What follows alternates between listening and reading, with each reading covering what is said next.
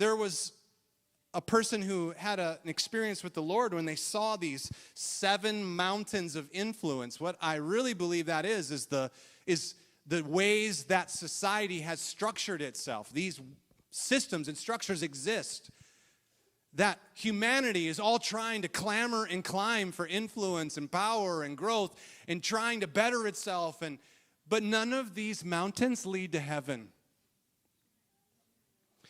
And let me just say from the beginning, none of these patterns or structures, none of them represent the kingdom of heaven. None. You can't become the best salesman and suddenly attain to knowing the Father through it. That's not how it works.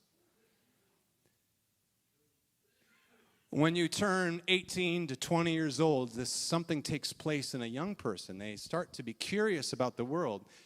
They were raised in a household that thinks according to a pattern. That pattern was established by their parents. All of us were raised in households where our parents taught us how to behave within their structure, their system, their religious belief, the way that they think the world works. We teach these things to our kids, how to do things, and try to help them so that they can be successful. Successful within what? Within the structure that the parents know. But when you turn 18 to 20 years old, suddenly you start getting curious about the world, because this is the age where you wake up and you go, oh, I trust my parents, but they don't know everything. Anybody have that experience? Anybody? No? Yes, some of us. Some of you are the parents and you're like, no, I know everything. You got your teenager sitting next to you right now and you're like, he's not talking to you. This is a very scary time in a parent's life. Very scary. And the reason is because the parents have done their best to equip the children to behave within a system and a structure, to have beliefs within a system and a structure, and to help them to succeed. And the child gets curious about the world and starts asking questions that are outside your pattern of thought. Because you don't know everything. So the child goes to college. Okay? If you're a Christian family and you can afford it, you're going to put them in institutional religion. Why? Because it behaves according to the pattern and the system you raised them in. Sometimes this is a good thing. I'm going to kick over like all your sacred cows today. It's just going to happen. Just like, be ready. It's coming. Like, I promise you it's coming. Like, just know, okay? At some point today, you're going to be offended with me. Like, you're just going to be. But I really am trying to help you. I really am. We send our kids off. They go to like a liberal arts school or something, and they start to learn about the world and different systems. They're going to get excited about the things they're learning. Why? Because it's a new world. And they're seeing things differently, and suddenly mom and dad don't know everything. It's not that they don't know everything. It's that they are not acquainted with the new system that you're learning, kids. It has nothing to do with wisdom. It's just that you're learning a different pattern of the world. Because all systems and all structures are of the earth. All culture comes from humanity. People establish patterns. That's what we do. We like patterns. We like control. We like to be able to predict things. We want to know when something's coming and why it's coming, because it helps us to feel powerful within those structures. Are you alive? I'm going to keep checking in. Okay, bob your head or something, because the look can only last so long for me.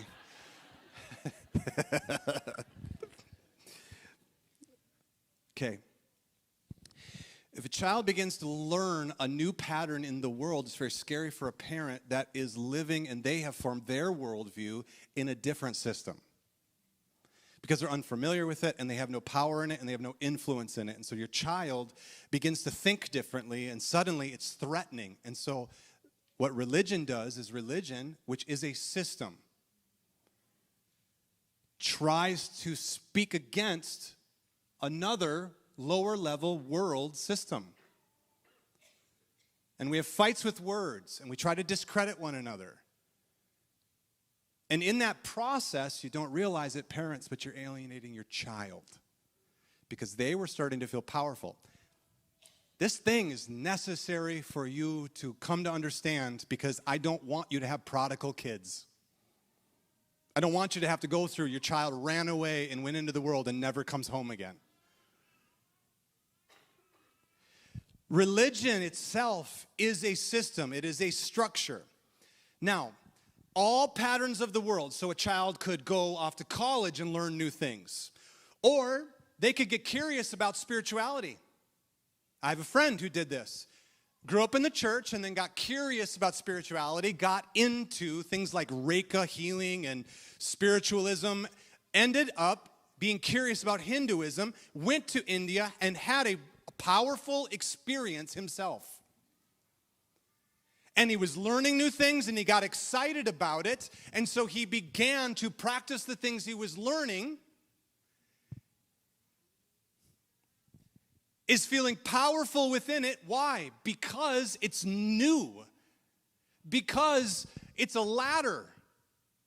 Because every form of religion is a ladder. If you can learn something and you can improve something and you can improve your karma, you can get better at, fill in the blank, meditation, healing, spiritualism, transcendental meditation, new age, like pick your poison. It's all lower level systems. None of them connect with heaven. None of them. None of them connect with heaven. They don't open the gate to the Father. They don't open the gate. They're mountains, but they don't reach to heaven. See, humanity has been trying forever to ascend a hill that leads us to a pattern of enlightenment. You do it in business. If you do it in business, then money is your God. Power is your God. If you do it in religion, spiritualism, and you're trying to achieve some form of mystical expression, here is where Christianity began to take a very difficult and powerful, wrong expression. When we saw the church marry the political system in 300 AD, Houston, we have a problem. Because a religious system that was born and began to exert control married itself to a political system that was attempting to maintain control. And pretty soon Christians are traveling around the world putting a sword to people's necks and telling them, believe or die. Is that Jesus? Is that even the church? Of course not. It's so easy when hindsight, we look back and we go, oh yeah, that's really junk. It's terrible. And part of the reason why you will have other cultures completely rejecting things concerning the church, because the church is a religious structure in their mindset, not a free people. Okay. That was like the classic golf clap right there. You're waiting to see where I go with this first. I know you are. Don't worry. I just thought about the timing of this. Isn't it like Tuesday, voting day? Oh, man, I'm so sorry. This was not planned. It really wasn't. Here we go. You ready? In Jesus' day, okay? In Jesus' day, the paradigm, okay? Paradigm. The system was a religious system based on the Mosaic law that God's people began to form traditions and patterns around the law so that God's people would behave in the ways of God. That system and that structure in Israel had itself also causing the religious council to be the justice system as well. And so you have the Pharisaical law and the Sadducees, these ruling councils who were the leaders of their nation, setting the tone for the culture within Israel. When Jesus was born, he is of a virgin. His humanity is not coming from his father, whose name and pattern would be in a system. Jesus is born outside the system. In Jesus' day, the religious system also had been dominated by a military political system called Rome. And so you have a contrary political system, a power structure that is military might, a monetary system that's different from Israel, and a religious worship system that has no value for the temple worship. So anytime the Pharisees or ruling councils would make a decision and make a choice of justice, they would still have to go check in with the Roman government to see if they could do anything. Okay, you had one system subjugated by another system. One structure made to be the subjects of another dominant structure through military might. And Jesus is born right into that.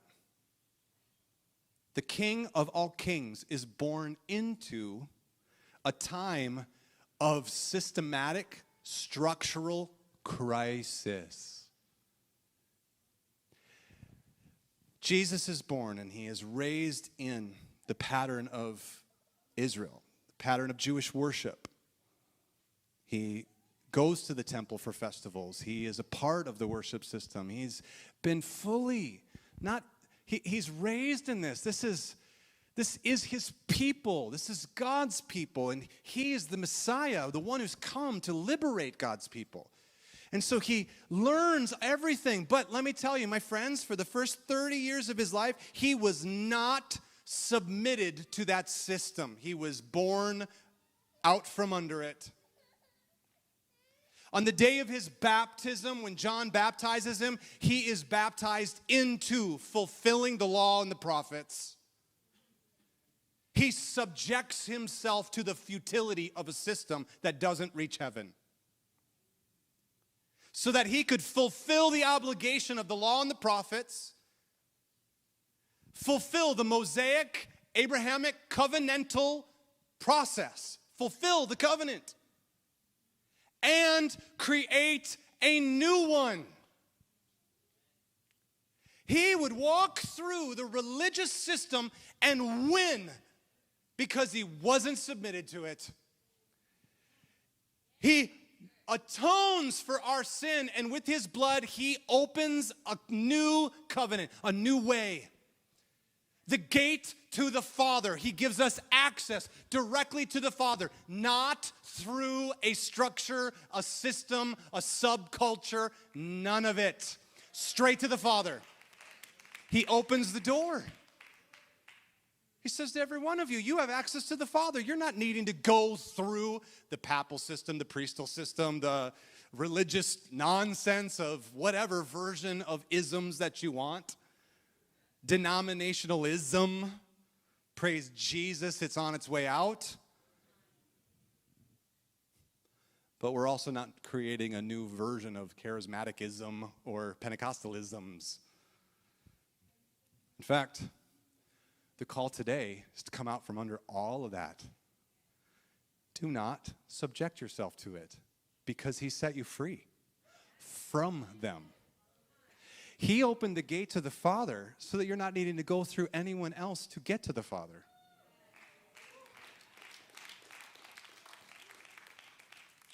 That's really good news, isn't it? Now, in that light, think about Jesus. He shows up. Who does he call to himself? The broken, the orphan, the widow, the prostitute, the fisherman, tax collectors. See, within the religious system of Israel, if you broke their system, or you didn't fit within their system, or you messed up somehow, that system judged you and moved you out of community. If you had a disaster come on your life, the council would try to decide whether it was your sin that caused it. And if it deemed it that's your sin that caused it, oh, you're out. We're talking about out and in. You get to be a part of God's people or you're out. Oh, you messed up morally, you're out. You're out of the system. And here Jesus shows up, and who does he call to him? All the people that had been kicked out. All the people that didn't fit in that system. Those are the ones who were attracted to him. Just like King David, he's calling the indebted, the broken, and the stressed out to himself and turns them into mighty men. So if you're in this room today and you're like, man, I'm in debt, I'm broken, I'm busted, I don't know what I'm doing, I'm messed up, all that, woo! You could become a hero. Jesus is calling you, man.